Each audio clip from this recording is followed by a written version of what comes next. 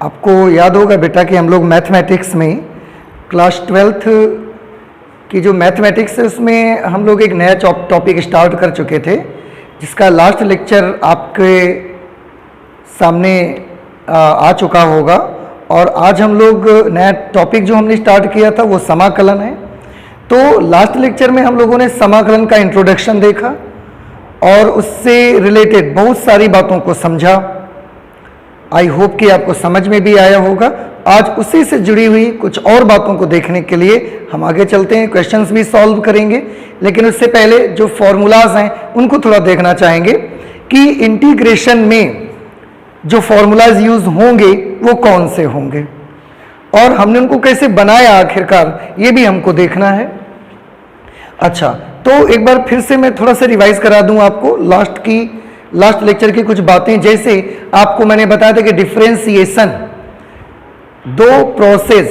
दो ऑपरेशंस का कॉम्बिनेशन है। इसमें पहला ऑपरेशन डिफरेंस और एक ऑपरेशन डिवीजन। इंटीग्रेशन भी दो ऑपरेशंस का कॉम्बिनेशन है, उसमें मल्टीप्लिकेशन और एडिशन का कॉम्बिनेशन है। इस तरह हमने देखा that integration is the reverse process of differentiation. ऐसे बहुत सारी इंटरेस्टिंग चीजें लास्ट लेक्चर में हमने पढ़ी हुई थी और आज हम लोग और आगे देखने चलेंगे कुछ उससे जुड़े हुए फॉर्मूले। तो आज मैं आपको बताऊंगा फॉर्मूला रिलेटेड टू इंटीग्रेशन से जुड़े कुछ फॉर्मूले आप सभी को समझने हैं, याद भी करने हैं उन फॉर्मूलों को, क्योंकि इंटीग्रेशन करते वक्त उन फॉर्मूलों की बहुत ज़रूरत आपको पड़ेगी। तो मैं उसको समझाता भी चलूँगा और आप उसकी प्रैक्टिस करके उससे लर्न भी कर सकते हैं। ओके, जैसे सबसे पहले मैं एक चीज़ आपको याद दिला दूँ। आपको याद होगा कि यदि d of f of x means f of x का अवकलन किसके सापेक्ष, ये मैंने बात नहीं की। f ऑफ x का अवकलन f प्राइम ऑफ x है तो d of f of x का अवकलन जो होगा, क्योंकि मैंने ये नहीं बताया कि किसके सापेक्ष है, इसलिए मुझे इसके साथ में dx लगाना पड़ेगा। अगर ऐसा है तो क्योंकि इसका ये अवकलन करके मिला, इसलिए क्योंकि समाकलन अवकलन की विपरीत प्रक्रिया का नाम है, तो इसका समाकलन करने से ये फंक्शन हमें मिल जाना चाहिए। तो integration of f prime x into D X should be equal to f of x। इसका समाकलन ये फलन होगा f ऑफ x और उसके साथ मुझे कांस्टेंट टर्म लगानी पड़ती थी, आप सभी स्टूडेंट्स को याद होगा। इसी बेसिस पर आप देखिए हम लोग कैसे फॉर्मूलों को बनाते जाएंगे। It's very interesting, so please see here the very first one. मैं बनाना चाहता हूं ट्रिग्नोमेट्रिकल फंक्शन से स्टार्ट करूंगा मैं। साइन x का डिफरेंशिएशन कितना होता है? साइन x का डिफरेंशिएशन होगा cos x dx। आपको याद होगा क्योंकि मैंने नहीं बताया किसके सापेक्ष है, तो dx मैंने लगा के रखा। अगर ऐसा है तो integration of cos x dx, integration of cos x dx will be equal to sine x plus c। तो पहला फॉर्मूला cos x dx का इंटीग्रेशन क्या होगा बेटा? Sine x plus c। Okay, second मैं cos x ले लेता हूं। cos x का डिफरेंशिएशन, cos x का डिफरेंशिएशन कितना होगा? तो cos x का डिफरेंशिएशन आप सभी को मालूम है माइनस साइन x dx होता है, माइनस साइन x dx। तो माइनस साइन x dx का इंटीग्रेशन क्या होगा? माइनस साइन x dx का इंटीग्रेशन होगा cos x। प्लस सी। अब अगर आप इस नेगेटिव को उधर भेज देंगे तो ये बन जाएगा integration of sine x D x is equal to minus cos x plus C. हाँ, एक चीज आप सोच सकते हैं कि क्या ये माइनस सिर्फ इसके साथ आएगा, इसके साथ नहीं आएगा। तो बेटा ये कांस्टेंट नंबर है, कांस्टेंट नंबर के सामने माइनस प्लस ऐसा कोई मीनिंग नहीं रखता है फिलहाल, तो आप सिर्फ माइनस इस पे लगाएंगे, इस पे कोई इफेक्ट नहीं आएगा। वो माइनस अगर लगा भी देंगे, बाई चांस आप माइनस सी कर भी देंगे, तो हम ये कह सकते हैं कि माइनस सी को हमने सी डैश मान लिया। तो कांस्टेंट से सामने माइनस का कोई फर्क नहीं आता, इसलिए आप ऐसा रखें। थर्ड फॉर्मूला tan x मैं ले लेता हूं यहां पे। tan x का डिफरेंशिएशन कितना होता है आप सभी बच्चे जानते हैं। tan x का डिफरेंशिएशन होगा sec square x into D X. Okay, अब अगर tan x का differentiation sec square x into D X, तो sec square x into D X का इंटीग्रेशन क्या होगा? sec square x into D X का इंटीग्रेशन होगा tan x plus C. It's very simple, ये आप शुरुआत में समझ चुके हैं। फोर्थ, cot x का डिफरेंशिएशन क्या होता है? तो आंसर है cot x का डिफरेंशिएशन होता है minus cosec square x dx। और क्योंकि किसके सापेक्ष ये मैं नहीं ले रहा हूं, साथ में dx लगाना रहेगा मुझे। तो integration of minus cosec square x into D x क्या वैल्यू होगी? इसका समाकलन करने से कॉट एक्स आ जाना चाहिए, तो यह आ जाएगा कॉट एक्स प्लस सी। और मैं चाहता हूं कि यहां से नेगेटिव हटे, तो ये नेगेटिव उधर भेज दीजिए। इस तरह से नेगेटिव जब उधर जाएगा तो ये माइनस कॉट एक्स प्लस सी बना लेगा, बिल्कुल इसकी तरह। 5 नंबर, सेक एक्स का डिफरेंशिएशन क्या होगा? सेक एक्स का डिफरेंशिएशन बेटा आप सभी स्टूडेंट्स को याद होगा, सेक एक्स का डिफरेंशिएशन होता है sec x into tan x into D X. तो सेक एक्स का differentiation sec x into tan x into D X. इसलिए अगर मैं sec x into tan x into D X का समाकलन करूंगा, sec x into tan x into D X का integration करूंगा, तो वो आएगा सेक एक्स के बराबर sec X plus C. C is constant of integration. Sixth formula, अगर मैं यहां पर cosec x का डिफरेंशिएशन देखूं कि cosec x का डिफरेंशिएशन क्या होता है, तो आप सभी जानते हैं cosec x का डिफरेंशिएशन होता है माइनस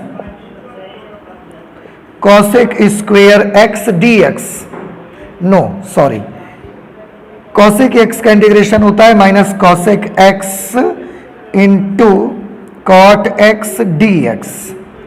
तब integration of minus cosec x into cot x dx minus cosec x into cot x into dx will be equal to cosec x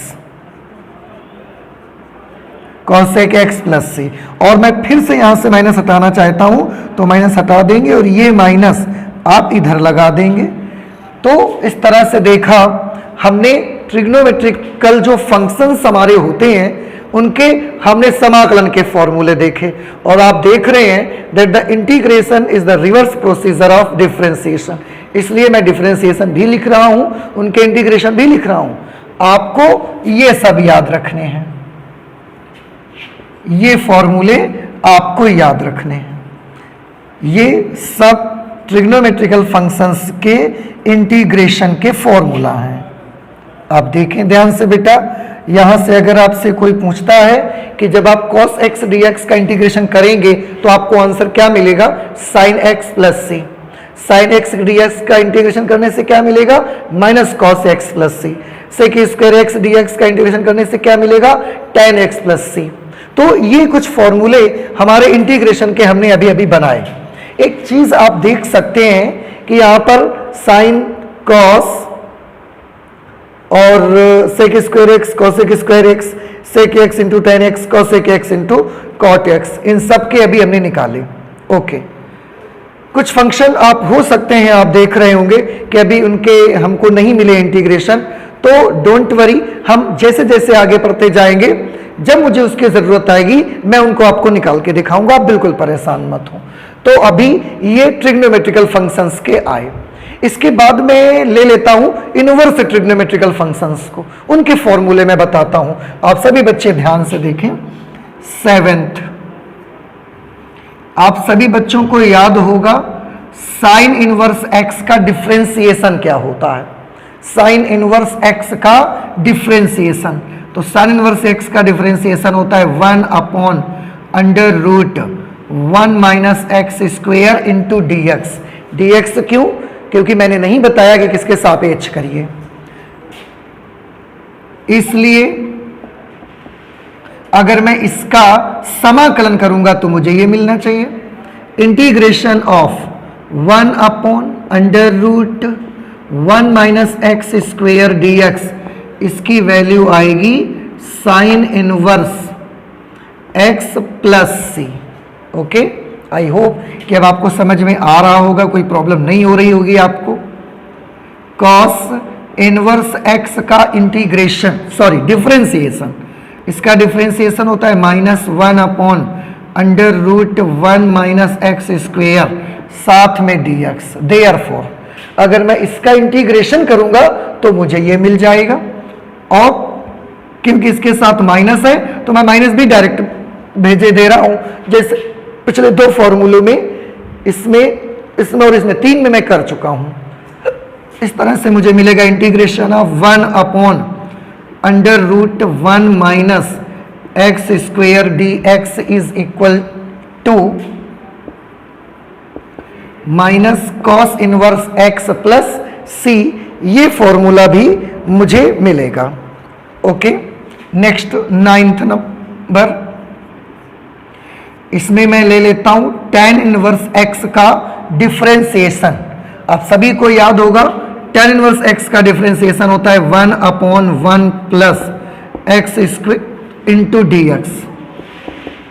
therefore इसका जो इंटीग्रेशन होगा वो tan इनवर्स x आ जाएगा, means 1 upon 1 plus x square d x is equal to tan inverse x plus C, ये इसका integration आ जाएगा।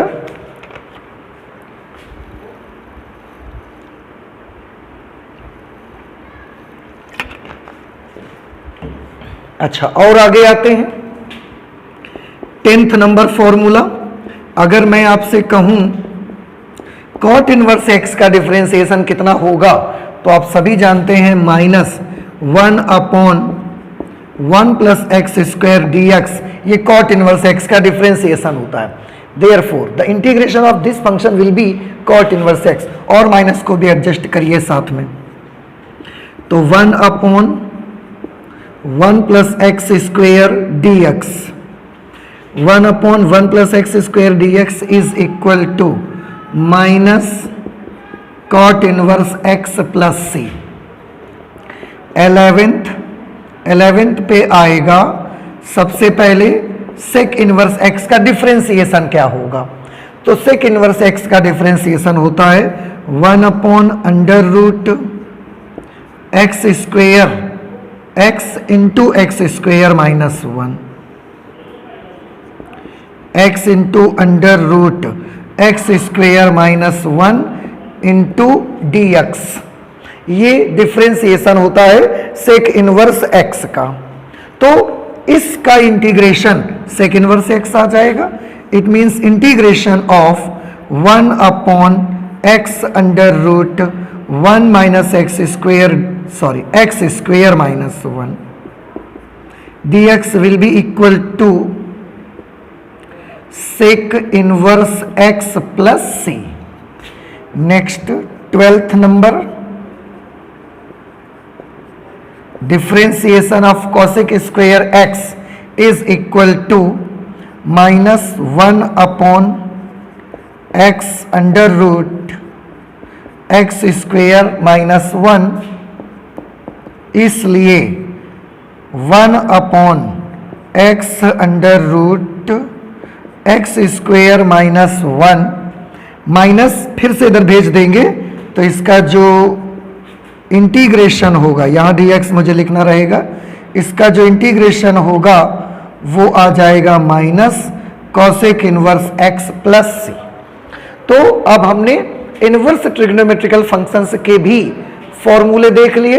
मैं फिर से एक बार बता दूं, 1 upon under root 1 minus x square के दो फॉर्मूले रहेंगे इंटीग्रेशन में, एक साइन इनवर्स एक्स होगा या तो आप उसी को माइनस कॉस इनवर्स एक्स लिख सकते हैं।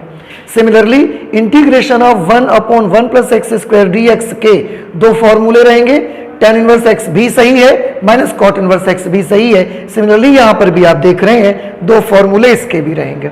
तो ये कुछ फॉर्मूले हैं, इनको आपको याद रखना है। मैं और भी फॉर्मूलों का जिक्र करता हूं, लेकिन उसके लिए अब मुझे इधर का ये वाला पोर्शन इरेज करना पड़ेगा। और भी फॉर्मूले पे आ जाते हैं।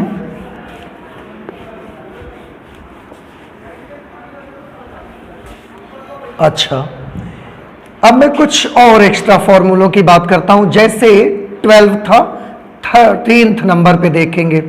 13th नंबर पे मैं देखता हूं कि अगर मैं x to the power n plus 1 upon n plus 1 का अवकलन आपसे पूछूं, डिफरेंशिएशन आपसे पूछूंगा, तो आप क्या बताएंगे इसका डिफरेंशिएशन मुझे? चलिए मैं करके दिखा देता हूं। x to the power n plus 1 upon n plus 1 का डिफरेंशिएशन हमको करना है। n plus constant number n plus 1, तो 1 upon n plus 1 into x to the power n plus 1 का डिफरेंशिएशन। कौन सा फॉर्मूला आप लगाएंगे? x to the power n का सूत्र लगाएंगे। क्या होता था? n, तो n plus 1 x to the power n plus 1 minus 1 से ये 1 कैंसिल हो गया, n प्लस 1 से n प्लस 1 कैंसिल हो गया। आपने क्या देखा बेटा? आपने देखा कि इसका जो डिफरेंशिएशन आता है वो x to the power n आता है। समझ में आया होगा आपको? अच्छा, तो x to the power n plus 1 upon n plus 1 का डिफरेंशिएशन करने से x to the power n आता है, इसलिए x to the power n और साथ में आपको dx भी लगाना पड़ेगा। क्यों? क्योंकि हमने ये जिक्र नहीं किया कि इसका अवकलन किसके सापेक्ष करिए। Therefore, इसका जो समाकलन होगा x to the power n dx that will be equal to x to the power n plus 1 upon n plus 1, x to the power n plus 1 upon n plus 1 plus c। तो इसका क्योंकि differentiation x to the power n dx आता है, ये मैंने करके दिखाया है, इसलिए इसका जो इंटीग्रेशन होगा वो इसके बराबर आ जाएगा। अब और एक आध फॉर्मूले हमको देखने हैं अभी, और भी इंपॉर्टेंट फॉर्मूला है। जैसे मैं देखता हूं कि अगर मैं log x का डिफरेंशिएशन करता हूं, log x का डिफरेंशिएशन, तो बेटा आपको याद होगा क्या आता है इसका डिफरेंशिएशन? log x का डिफरेंशिएशन होता है 1 अपॉन x dx। सबको याद होगा 1 अपॉन x dx इसका डिफरेंशिएशन होता है। अब अगर इसका डिफरेंशिएशन 1 अपॉन x dx होता है तो 1 अपॉन x dx का इंटीग्रेशन log x होना चाहिए। Therefore 1 अपॉन x dx का जो इंटीग्रेशन होना चाहिए that should be log of x plus c। ये 1 अपॉन x का इंटीग्रल आ जाएगा। 15th नंबर, differentiation of e to the power x। सभी बच्चों को याद होगा कि e to the power x का डिफरेंशिएशन कितना होता है? तो e to the power x का differentiation e to the power x ही होता है dx। Therefore e to the power x dx का इंटीग्रेशन करने से क्या मिलेगा? e to the power x ही मिलना चाहिए plus c। So the integration of e to the power x into dx will be equal to e to the power x plus c। ये इसका फॉर्मूला रहेगा। 16th number, the a to the power x, a to the power x, मैं इसको थोड़ा सा ऐसे लेता हूं, a to the power x upon log a to the base e। इसका डिफरेंशिएशन कितना होगा, अवकलन करिए इसका। मैं करके आपको दिखा देता हूं कि अगर आप a to the power x upon log a to the base e का डिफरेंशिएशन करने जाते हैं तो log a to the base e is a constant number, मैं इसको बाहर ले सकता हूं। log a to the base e, इसका डिफरेंशिएशन मुझे करना पड़ेगा a to the power x का। अब इस सिचुएशन पे 1 upon log a to the base e multiplied by a to the power x का differentiation, a to the power x log a to the base e, और साथ में dx, because I don't know कि मुझे differentiation किसके respect में करना है, therefore I will have to put here dx। log a to the base a से log a to the base a cancel हो गया, means it will become only a to the power x multiplied by dx, means we have seen that the differentiation of a to the power x upon log a to the base a will be equal to a to the power x into dx, a to the power x into dx, means इस function का ये differentiation आएगा। So it's clear कि इसका integration ये आना चाहिए। Therefore integration of a to the power x dx should be equal to a to the power x upon log a to the base e plus c. This will be the integral of the function a to the power x into dx. ये आप ऐसे समझ सकते हैं। Okay, एक और इसमें से ले लेते हैं हम लोग 17th फॉर्मूला। 17th फॉर्मूला में ले लेता हूं, okay, d of x, x का डिफरेंशिएशन कितना होता है आप सभी बच्चे जानते होंगे। x का डिफरेंशिएशन बताइए मुझे, सोचिए कि x का डिफरेंशिएशन कितना होगा। x का डिफरेंशिएशन x के रिस्पेक्ट में तो 1 होता है, लेकिन x का डिफरेंशिएशन करना है बट वी डोंट नो कि किसके रिस्पेक्ट में मुझे करना है, तो मुझे क्या लिखना पड़ेगा। देखिए x का डिफरेंशिएशन क्या होता है 1, लेकिन क्योंकि मैं नहीं जानता कि किसके सापेक्ष मुझे करना है तो मुझे एक dx तो लगाना पड़ेगा। क्लियर। इस तरह से यहां पर क्या मिला, केवल dx मिला, 1 को dx से मल्टीप्लाई करा देंगे, then it will be only dx। Okay, now you are very intelligent and you can understand that the integration of dx will be equal to x plus c। देखें ध्यान से, ये बहुत इंपॉर्टेंट रिजल्ट है हमारा। बच्चे हमेशा परेशान रहते हैं कि 1 का इंटीग्रेशन x क्यों आ जाता है। जब हम 1 को इंटीग्रेट करते हैं तो उसका इंटीग्रेशन 1 कैसे आ जाता है इंटीग्रेशन करने से। आप देखिए यही वो रिजल्ट है बेटा, सभी गौर से एक बार फिर से देख लें। x का डिफरेंशिएशन 1 होता है, उसके साथ मैंने dx लगाया क्योंकि मुझे नहीं पता था कि मुझे किसके सापेक्ष अवकलन करना है। dx को 1 से मल्टीप्लाई किया, dx आ गया। अब हमने अभी तक जो भी वर्क किया है उसमें आपने जो कुछ समझा उसके मुताबिक अगर x का डिफरेंशिएशन dx है तो dx का इंटीग्रेशन क्या होना चाहिए, x होना चाहिए, तो dx का इंटीग्रेशन x आ गया। इसको प्रूफ करने का मेरे पास और भी एक मेथड है। क्या मेथड है, मैं बता देता हूं आपको कि dx का इंटीग्रेशन x कैसे आ जाता है। ध्यान से सभी बच्चे देखें, इंटीग्रेशन ऑफ dx, इसको बेटा मैं ऐसे भी तो लिख सकता हूं, integration of 1 into dx। Okay, और 1 को मैं क्या लिख सकता हूं, x टू द पावर 0। देखिए क्या मैं इसको x टू द पावर 0 लिख सकता हूं या नहीं लिख सकता हूं, लिख सकता हूं, क्योंकि किसी भी नंबर की पावर 0 की वैल्यू 1 होती है। अब इसमें फॉर्मूला ये वाला लगा दीजिए, आप देख रहे हैं ना आप सभी स्टूडेंट्स, ये फॉर्मूला लगा दीजिए, integration of x to the power n dx, integration of x to the power n dx। x की जगह पे x है, n की जगह पर 0 है। लगाइए वो वाला फॉर्मूला सभी लोग, x to the power n plus 1, n plus 1 means 0 plus 1 upon 0 plus 1 plus c। Okay, 0 + 1 means x to the power 1। अब x टू द पावर 1 को मैं 1 लिख सकता हूं, तो x बचा, अपॉन में 1 बचा, कोई प्रॉब्लम नहीं है, plus c। Again you are seeing that the integration of dx will be equal to x plus C, और वही मैंने यहां पर भी आपको करके दिखाया था।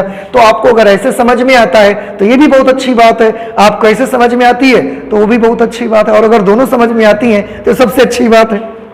तो ये बेटा हमने कुछ इंटीग्रेशन से रिलेटेड फॉर्मूले किए। ओके, आपको सभी को ये फॉर्मूले बिल्कुल आने चाहिए, क्योंकि कहीं भी जरूरत पड़ने पर हम ये फॉर्मूला इंटीग्रेशन के लिए यूज कर सकते हैं। ओके, तो अब मैं इन फॉर्मूला को भी इरेज कर देता हूं और चलता हूं, क्योंकि अब लगभग बेसिक हम लोग कंप्लीट कर चुके हैं। तो मैं थोड़े से क्वेश्चंस में आ जाता हूं, क्वेश्चंस को सॉल्व करना स्टार्ट करूंगा, और स्टार्ट मैं एग्जाम्पल्स से करूंगा। तो पहले एग्जाम्पल्स करेंगे हम लोग, इसके बाद हम एक्सरसाइज को करना स्टार्ट करेंगे। आप ये सारे फॉर्मूले नोट कर लें, मैं अब इसको हटा देता हूं। ओके,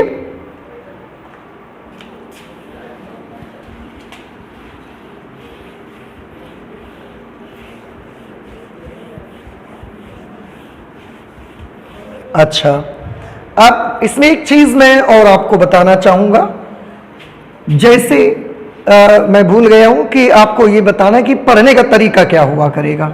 अगर कोई भी फंक्शन ऐसा लिखा हुआ है, कुछ भी लिखा हुआ है, बाई चांस यहाँ पर sin x dx ही लिखा हुआ है, तो इसका इंटीग्रेशन करने से आया था cos x प्लस सी, माइनस cos x प्लस सी। अभी अभी आपने फॉर्मूला करके दिखा। ओके, तो हम इसको पढ़ेंगे कैसे, ये वाला पोर्शन हम कैसे पढ़ा करेंगे। वेरी इजी, आप देखिए कैसे पढ़ेंगे। आप स्टार्ट करेंगे integration of sin x dx, ऐसे पढ़ा जाएगा। Integration of sin x dx is equal to minus cos x plus C, वो सबको पता है, इस तरह से आप इसको पढ़ा करेंगे। हाँ, एक चीज और याद रखें आप, जैसे कि अभी मैंने बताया था कि यदि, कल भी जिक्र किया, आज भी किया, कि यदि f ऑफ x का अवकल गुणांक f प्राइम x dx है, तब f प्राइम x dx का जो समाकलन होगा वो f ऑफ x प्लस सी होता है। कल भी इसका जिक्र हुआ था, आज भी शुरुआत में जब फॉर्मूला मैं करने लगा तो मैंने इसको बताया था।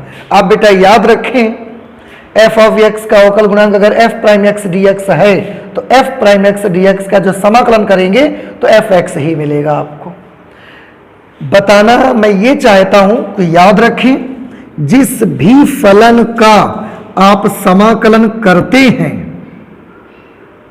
वो फलन किसी न किसी फलन का अवकलन होता है, ध्यान रखें। मैं फिर से आपको याद दिला दूं, आप इसका समाकलन कर रहे हैं और देखिए कि f prime x f of x का अवकल गुणांक है। सो प्लीज रिमेंबर कि आप जिस भी फंक्शन का इंटीग्रेशन करने जाते हैं वो दुनिया में किसी न किसी फलन का अवकल गुणांक होता ही है। So please remember this thing. मैं बार बार रिपीट करूंगा कि आप जिस भी फलन का समाकलन करते हैं वो दुनिया के किसी न किसी फलन का अवकल गुणांक अवश्य होगा। ऐसा हो ही नहीं सकता कि यहां लिखा फलन जिसका आप समाकलन कर रहे हैं वो किसी का भी अवकल गुणांक ना हो। अगर ऐसा होगा तो हम समाकलन भी फाइंड नहीं कर पाएंगे।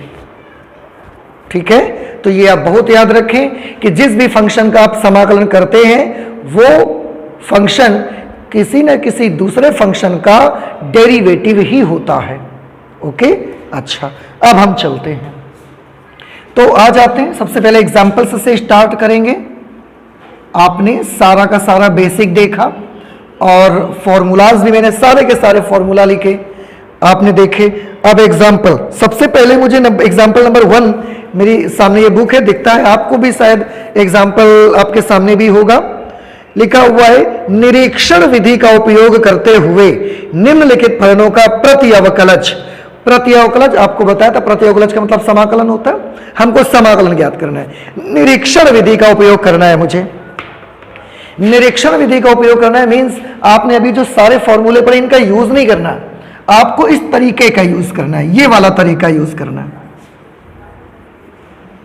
ये वाला तरीका यूज करना है। मतलब आपको ये पता लगाना है, जिसका भी आपको समाकलन करना है आपको ये पता लगाना है कि वो वाला नंबर, वो फलन किस फलन का अवकल गुणांक है। आपने जो ये फॉर्मूले भी 17-18 फॉर्मूले जो भी देखे आपने, इनका नहीं, इनको यूज नहीं करना है, आपको निरीक्षण विधि से करना है। एंड इट्स वेरी सिंपल, मैं करके दिखाता हूं, आप देखिए। एग्जाम्पल नंबर 1 और 1 का फर्स्ट पार्ट है, उन्होंने लिखा है cos 2x, मैं इसको और क्लियरली लिख देता हूं।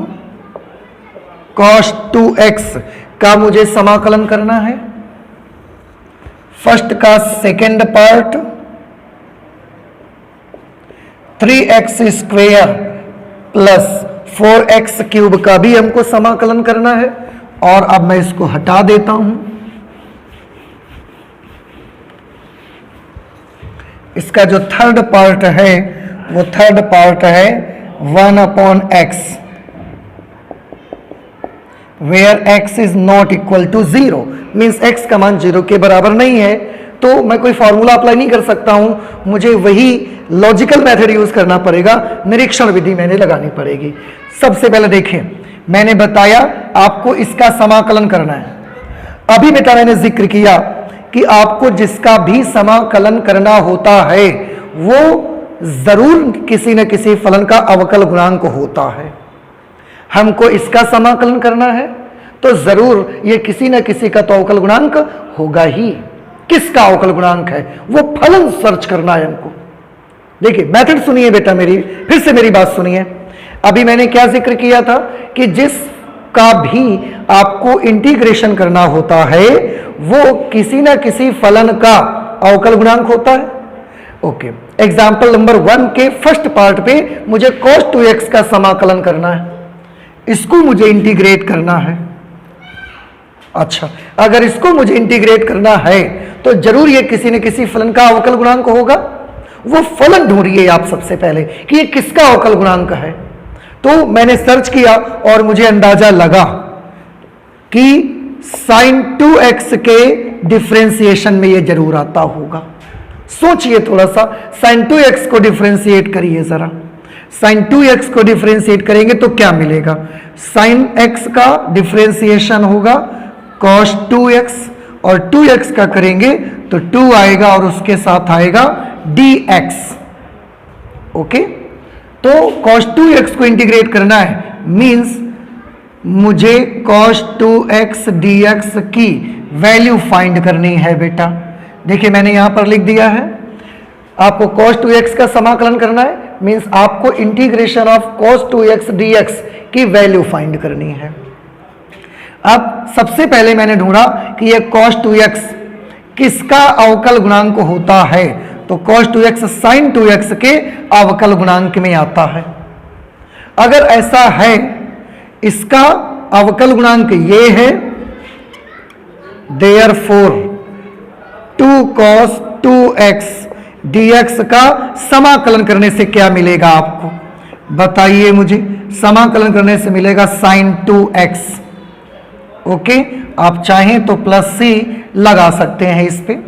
अब लेकिन मुझे तो सिर्फ integration of cos 2x dx चाहिए, integration of cos 2x dx चाहिए, कोई प्रॉब्लम नहीं है। इस 2 को उधर भेज दीजिए, 2 को उधर भेज देंगे, then you will get integration of cos 2x dx is equal to 1/2 sin 2x plus c dash आप कर सकते हैं। क्यों? क्योंकि ये 2 यहां पर भी आएगा तो c/2 को हमने क्या मान लिया, c dash. So this will be your answer. और देखिए मैंने जो भी मैंने फॉर्मूले बताए थे उनमें से किसी भी फॉर्मूले का यूज नहीं किया है। थोड़ा सा ये चीज बच्चों को टफ लगती है, बट अगर आप ट्राई करेंगे तो आपको जरूर समझ में आएगा। मैं एक बार फिर से बता देता हूं, इसका मुझे समाकलन करना था मीन्स मुझे इसकी वैल्यू फाइंड करनी थी। Okay, it's clear. अब मैंने सोचा कि cos 2x किसका अवकल गुणांक में आता है, तो मुझे ध्यान आया कि sin 2x का जब अवकलन करते हैं हम तो cos 2x उसमें मुझे मिलता है, तो मैंने वहीं से उठा लिया इसको। कोई जरूरी नहीं है कि आगे 2 आ जाता है, ये तो अचर है, मैं तो इसको इधर उधर भेज सकता हूं, कोई प्रॉब्लम नहीं है। तो इसके डिफरेंशिएशन में ये आता है, तो अगर इसका डिफरेंशिएशन ये है तो जरूर इसका इंटीग्रेशन करने से sin 2x मुझे मिलता होगा। ओके, अब क्योंकि मुझे तो सिर्फ इंटीग्रेशन ऑफ cos 2x चाहिए था, 2 नहीं चाहिए था, तो ये 2 हमने उधर भेज दिया, तो 1/2 sin 2x और c/2 को हमने c डैश मान लिया। So this will be our answer, cos 2x dx का इंटीग्रेशन 1/2 sin 2x के बराबर आ जाएगा। ओके, अच्छा यहां पर आइए, सेकेंड पार्ट को आप देखिए, मुझे इसका इंटीग्रेशन करना है। I have to integrate this function, means मुझे integration of 3x square plus 4x cube into dx की वैल्यू फाइंड करनी है, यही इसका मतलब है। अगर आपको इसका समाकलन करना है मतलब आपको ये वैल्यू फाइंड करनी है। अब फिर से हम उसी पड़ाव पर हैं, उसी मोड़ पर हैं अपने क्वेश्चन के, जहां हमें ये सोचने की आवश्यकता है, सोचने की आवश्यकता है कि ये जो आप देख रहे हैं ये किसका अवकल गुणांक है। बात समझ में आई बेटा? हमें फिर से ये सोचने की आवश्यकता है कि यहां जो नंबर लिखा है ये किसका अवकल गुणांक है। सोचिए, आप भी कोशिश कीजिए, मैं आपको बताता हूं। यहां थोड़ा ध्यान से देखिएगा, क्या x cube plus x to the power 4 का डिफरेंशियल कोएफिशिएंट क्या आएगा। मुझे क्या सोचना था कि ये जो नंबर मैं देख रहा हूं ये किसका अवकल गुणांक है, कौन से फलन का अवकलन करेंगे तो ये मिलेगा मुझे। मैंने सोचा और यहां फलन लिखा, आप देखिए इसका अवकल गुणांक करिए आपको यही मिलेगा, करके देखिए। x क्यूब का डिफरेंशियल कोएफिशिएंट क्या होगा, 3x square, x to the power n से n, x to the power n minus 1, x to the power 4 का डिफरेंशियल कोएफिशिएंट करेंगे तो 4x क्यूब, और क्योंकि ये नहीं बताया गया किसके सापेक्ष करना है तो यहां मैंने dx लगा लिया। समझ आया होगा कि इसका अवकल गुणांक करने से ये मिला। अगर इसका डिफरेंशियल कोएफिशिएंट ये है तो इसका इंटीग्रेशन करने से ये भी मिलेगा।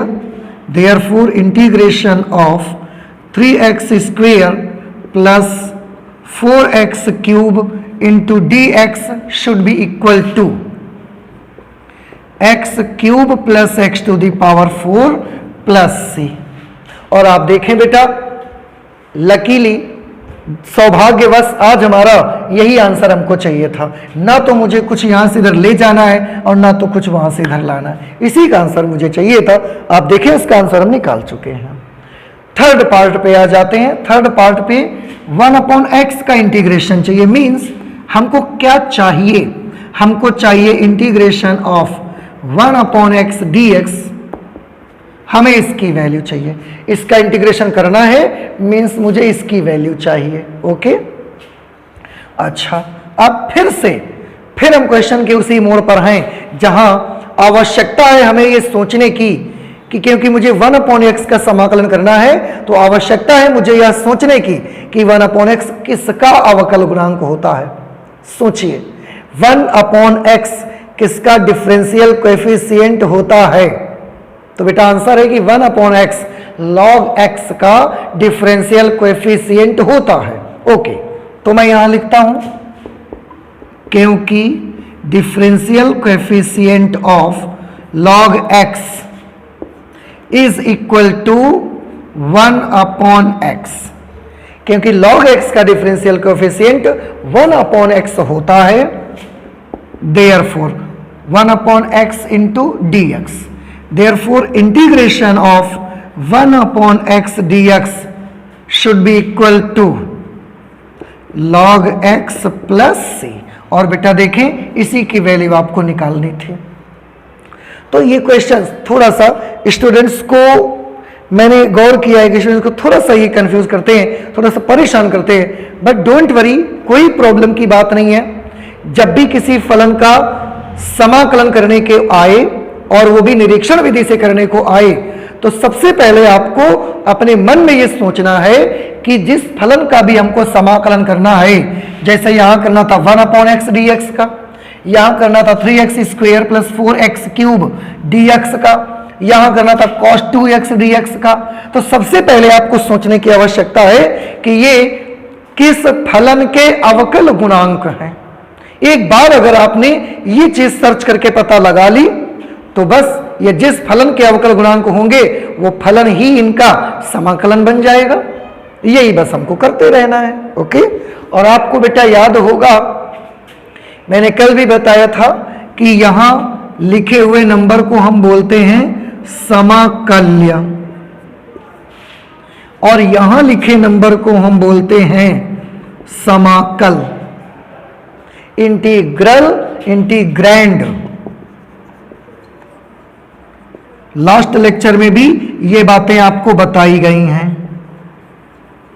इंटीग्रल तो आप ध्यान रखें, हम लोग बहुत बोलते रहते हैं कि इसका समाकलन x³ + x⁴ + c है। नो, आप याद रखें इसका समाकल ये आ रहा है। जैसे मैं आपको लिख के दिखाता हूं, अभी अभी हम देख रहे थे cos x dx का जब हम करते थे समाकलन तो आता था -sin x + c। तो हम लोग अधिकतर एक गलती करते रहते हैं, बोलते रहते हैं, हम लोग बोलते हैं cos x dx का समाकलन क्या होता है। तो सभी स्टूडेंट्स का कहना होता है कि cos x dx का समाकलन -sin x + c होता है। नो, समाकलन तो एक प्रोसीजर है, एक प्रक्रिया है, एक विधि है। याद रखें, समाकलन, समाकलन जिसे हम अंग्रेजी में इंटीग्रेशन कहते हैं, दिस इज अ प्रोसीजर, ये एक प्रोसीड्यूर है, ये एक प्रक्रिया है आपकी, ये एक विधि है आपकी। लेकिन ये जो चीज यहां लिखी होती है इसको तो हम समाकल बोलते हैं। तो हमको क्या कहना चाहिए? हमको कहना चाहिए कि जब आप ध्यान से शब्दों को सुनिएगा, cos x dx का समाकलन करते हैं, क्योंकि प्रक्रिया करते हैं हम, प्रोसेस को हम करा करते हैं, तो इसका हम समाकलन करते हैं तो हमें -sin x मिलता है, और -sin x क्या है? समाकल है। -sin x cos x dx का समाकल है, समाकलन नहीं है। समाकलन तो एक प्रक्रिया का नाम है, एक प्रोसेस का नाम है। ओके, आई होप कि आपको ये बात समझ में आई होगी, इसलिए मैं इसको इरेज करके और आगे चल पड़ता हूं। आप ये सारी बातें याद रखें कि समाकल क्या होता है, समाकलन किसको बोलते हैं। समाकलन बेटा एक प्रोसेस है, इसलिए प्रोसेस को किया जाता है। प्रोसेस किसी चीज का आंसर नहीं होती, प्रोसेस को हम करते हैं, और आंसर में जो कुछ होता है वो समाकल आता है उसका। जैसे e⁻x का समाकल e⁻x होता है, समाकलन नहीं, समाकलन प्रक्रिया है। ओके, अब एग्जाम्पल नंबर 2 पे आ जाते हैं हम लोग।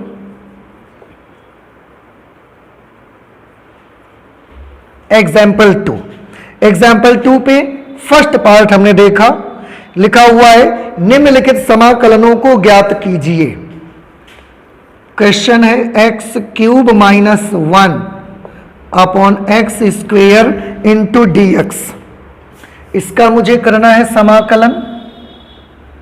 सेकेंड पार्ट है इंटीग्रेशन ऑफ x⁴ + 1 × dx, ये सेकेंड पार्ट है। और थर्ड पार्ट को देखिए, थर्ड पार्ट में है इंटीग्रेशन ऑफ x⁴ +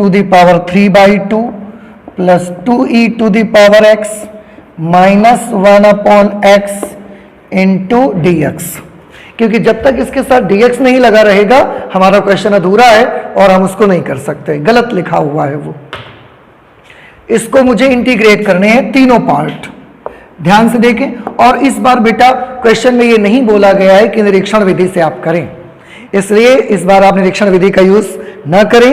आप अपने जो नॉर्मल फॉर्मूले हमने आज देखे हुए हैं, शुरुआत में 17-18 कुछ फॉर्मूले देखे थे मैंने, उनका यूज करके मुझे इस क्वेश्चन को सॉल्व करना है। ओके, देखिए सबसे पहले मैं करना ये चाहता हूं कि ऊपर 2 टर्म्स हैं और डिनोमिनेटर में केवल 1 टर्म है। मैं इन दोनों टर्म्स के साथ डिनोमिनेटर को सेपरेट करना चाहता हूं, अलग अलग करना चाहता हूं। तो x cube upon x square, mathematics में तो ऐसा हम कर सकते हैं, -1 upon x square D x. Clear? अब इसे और सॉल्व करिए, इसकी 2 पावर से इसकी 2 पावर कैंसिल हो जाएंगी, तो आपको यहां मिलेगा x माइनस, इसमें तो कुछ कैंसिल नहीं होना, इसको ऊपर ले जाइए, x to the power -2 dx। ठीक है, अब अलग अलग कर दें, dx को इसके साथ भी अलग कर दें, integration of x dx minus integration of x to the power -2 dx। यहां तक में कोई प्रॉब्लम तो नहीं है आपको? अच्छा, सिंपल सी मैथमेटिक्स में लगा रहा हूं यहां पर अभी तो। अच्छा, अब x dx का समाकलन मुझे करना है, तो मैं कैसे करूंगा? कौन सा फॉर्मूला यूज होगा? यहां पर मैं 1 मान लेता हूं इसकी पावर में, x to the power 1, x to the power n का फॉर्मूला मैं यूज करूंगा। x to the power n का फॉर्मूला क्या होता था? x to the power n का फॉर्मूला होता है x to the power n plus 1 upon n plus 1 plus c। Okay, तो x टू द पावर 1 का क्या फॉर्मूला होगा बेटा? यूज करिए formula, x to the power 1 plus 1, n की जगह पे क्या है 1, अपॉन 1 प्लस 1, ओके, माइनस, इसमें भी मुझे x to the power n का फॉर्मूला लगाना पड़ेगा। x to the power n का formula x to the power n plus 1 upon n plus 1, और क्योंकि सभी टर्म्स का इंटीग्रेशन कर लिया, so I will have to put a constant of integration here, जैसा कि हम हर बार करते रहे हैं। क्यों करते थे? ये भी कल यानी कि पिछले लेक्चर में आपने देखा हुआ था। इसको सॉल्व करिए, x to the power 2 upon 2 means this will become x square by 2 minus, बेटा गौर से देखें, -2 प्लस 1 क्या हो जाएगा? -1, वो -1 इस प्लस माइनस को क्या कर देगा? प्लस कर देगा। ओके, तो ये तो खत्म, इसका भी काम खत्म। यहां क्या बचा? x to the power -1, -2 plus 1 क्या होगा? -1, क्योंकि x टू द पावर -1 बचा, उसे मैं अपॉन में भेज देता हूं x to the power plus 1 plus c, and this is our answer. यही हमारा आंसर हो जाएगा। आप देखें, अगर कोई प्रॉब्लम आती है समझने में तो जरूर मुझे कमेंट करके बताइएगा। बिल्कुल भी संकोच मत करें, बिना हेजिटेट हुए आप मुझे हर चीज का क्वेश्चन पूछ सकते हैं, कोई प्रॉब्लम नहीं है। मुझे अच्छा लगता है जब आप क्वेश्चंस पूछते हैं। तो ये हमने इसका आंसर कर लिया, अब इसकी बारी आ जाती है, कोई प्रॉब्लम नहीं है। ये भी हम बड़ी सिंपल सी मैथमेटिक्स को यूज करके ही कर सकते हैं। 2 टर्म्स हैं, दोनों में अलग अलग हम इंटीग्रेशन करते हैं। तो x to the power 2/3 into D x, x to the power 2/3 into D x, D x को मल्टीप्लाई करवा दिया, plus integration of d x को 1 से मल्टीप्लाई करवाएंगे d x. Clear? Integration of x to the power 2/3 d x plus integration of 1 into D x D x. एक बार फिर से यहां पर x to the power n का फॉर्मूला लगेगा। x to the power n का फॉर्मूला भी मैंने बताया आपको क्या होता है। x to the power n का formula x to the power n के इंटीग्रेशन का formula x to the power n plus 1 upon n plus 1। Okay, n की जगह 2/3, तो x to the power 2/3 plus 1 upon 2/3 plus 1 plus, इसका हमने solve करके formula लगा दिया। dx का इंटीग्रेशन बताइए, अभी अभी हाल ही में dx का इंटीग्रेशन हमने बताया x, तो dx का integration x plus c, integration constant of integration, इसको सॉल्व करिए। 2/3 प्लस 1 एलसीएम लेना है, इट्स वेरी इजी, एलसीएम लेना तो सबको आता है। 2/3 प्लस 1 करेंगे तो ये बन जाएगा 5/3, तो x to the power 5/3 upon में 2/3 प्लस 1, इट इज अगेन 5/3, क्योंकि बटे में है 5/3, पलट जाएगा तो ये आ जाएगा 3/5 प्लस एक्स प्लस सी। ये हमारा आंसर आ गया। देखिए फिर से 2/3 प्लस 1 करने से क्या मिला? 5/3 मिला, क्योंकि बटे में है तो पलट गया। 5/3 पलट के 3/5 हो गया, और इधर x to the power 5/3 बना रहा, plus x plus c. This is our answer. Okay, let's move to the part 3। इसमें भी 3 पार्ट्स हैं, सबको अलग अलग कर दें आप।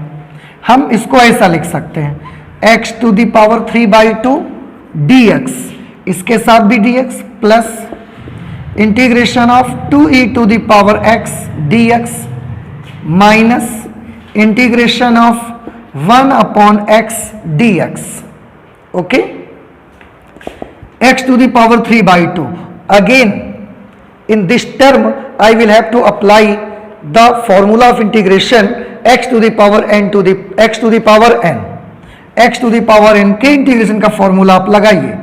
फॉर्मूला होगा x to the power n plus 1 upon n plus 1। n की जगह 3/2 है, तो x to the power n plus 1 upon n plus 1 plus integration में जिस तरह से डिफरेंशिएशन में कांस्टेंट टर्म को आप बाहर कर लिया करते थे, सिमिलरली इंटीग्रेशन में भी वही प्रोसेस है।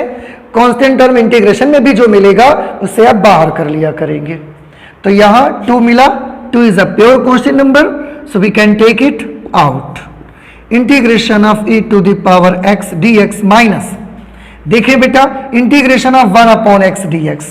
अभी कुछ देर पहले ही हमने इसका फॉर्मूला पढ़ा था, 1/x dx का इंटीग्रेशन क्या पढ़ा हुआ था? log x। अब इसमें भी आप कर दीजिए, यहां सॉल्व करिए। देखें सभी ध्यान से, 3/2 प्लस 1 ऐड करिए, कितना मिलेगा आपको? 3/2 प्लस 1 मिलेगा 5/2। 5/2 डिनोमिनेटर में है, पलट जाएगा, एंड दिस विल बिकम 2/5। यहां x to the power 5/2 plus 2 e to the power x dx का इंटीग्रेशन करने से क्या आता है? e to the power x ही आता है, minus log x plus c। This will be our answer of question number example number 2 third part. तो ये एग्जाम्पल नंबर 2 का थर्ड पार्ट हुआ। आप आंसर्स मैच करके देख सकते हैं, कोई प्रॉब्लम होने पर आप मुझे जरूर बताइएगा। ओके, इसके बाद एग्जाम्पल नंबर 3, एग्जाम्पल नंबर 4 और इसके बाद सीधे एक्सरसाइज में हम लोग आ जाएंगे। तो एग्जाम्पल नंबर 3 बहुत इजी क्वेश्चंस हैं, आप इन सबको करेंगे। देखिए एग्जाम्पल नंबर 3, अब मैं आगे आज अपने क्वेश्चंस का सॉल्व करना यही मैं रोक देता हूं, क्योंकि आप देख रहे होंगे कि बड़ा सिंपल मेथड है बेटा, कोई प्रॉब्लम नहीं है। अगर आपको फॉर्मूला याद है तो आप बड़ी आसानी से इन सबको कैलकुलेट कर सकते हैं। तो ये आपको मैं होमवर्क देता हूं कि आप एग्जाम्पल नंबर 3 भी सॉल्व करिए, और एक्सरसाइज 7.1 जो आपको दी गई है, इस एक्सरसाइज को भी सॉल्व करिए, क्योंकि सब में वही फॉर्मूले यूज हो रहे हैं, सारे क्वेश्चंस में जो फॉर्मूले आज आपको बताए गए हैं। तो आपका होमवर्क है, नेक्स्ट लेक्चर में हम लोग जब करेंगे तो एग्जाम्पल नंबर 3, 4 भी करेंगे और एक्सरसाइज 7.1 भी सॉल्व करेंगे। तब तक आप इन क्वेश्चंस को करिए। आपको जो नहीं आता है आप जरूर मुझे अगले लेक्चर से पहले कमेंट बॉक्स में कमेंट करके बताइए, मुझे नंबर बताइए, उस क्वेश्चन को जरूर सॉल्व करके आपको दिखाया जाएगा। ओके, तो आज मैं इतना ही रखता हूं, चलता हूं, मिलता हूं नेक्स्ट लेक्चर पे। Thank you.